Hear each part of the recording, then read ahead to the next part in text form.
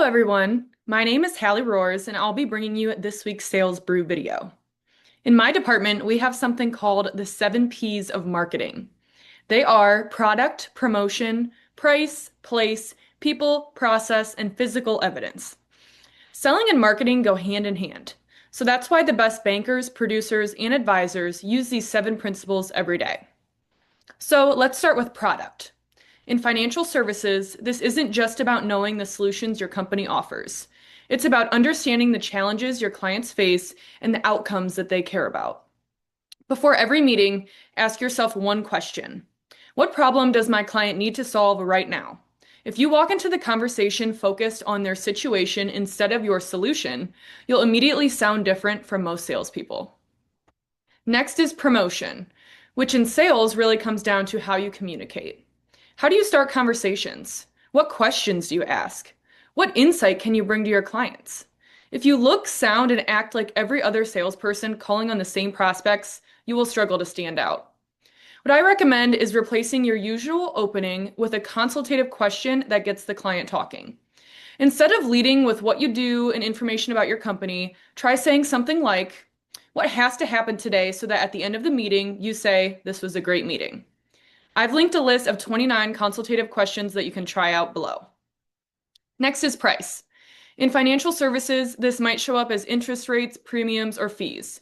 Many salespeople rush to defend price too quickly. But price conversations are much easier when value has been clearly established. Before discussing price, make sure the client understands the cost of the problem. When clients clearly see the impact of not solving an issue, they're much more open to investing in the right solution.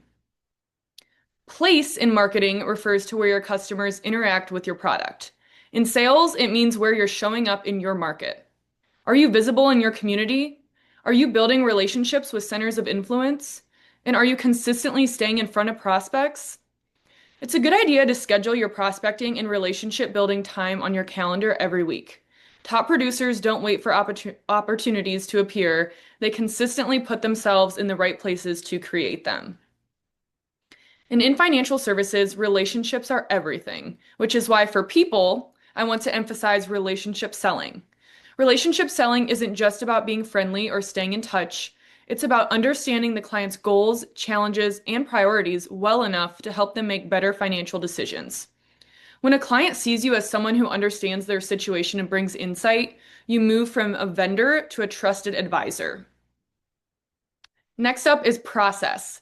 Many salespeople rely on effort and personality, but top performers rely on discipline. They plan their week, prepare for client conversations, and follow a consistent sales process. You can also do this by building a weekly work plan and sticking to it. I want you to block time for prospecting, client meetings, preparation, and follow-up. Consistency in your process will produce consistency in your results. I have linked our personal and business work plan below for you to download. Finally, there's physical evidence, which is really about proof. Prospects want confidence that you've helped others navigate similar financial decisions. I advise you to be ready with a real example. Have a short story ready to share about how you helped another client solve a similar problem. Stories and results build credibility much faster than claims. So these marketing principles aren't just for marketers. The best salespeople already apply these same ideas every day. And when you do, selling becomes less about persuading people and more about helping the right clients see the value in working with you.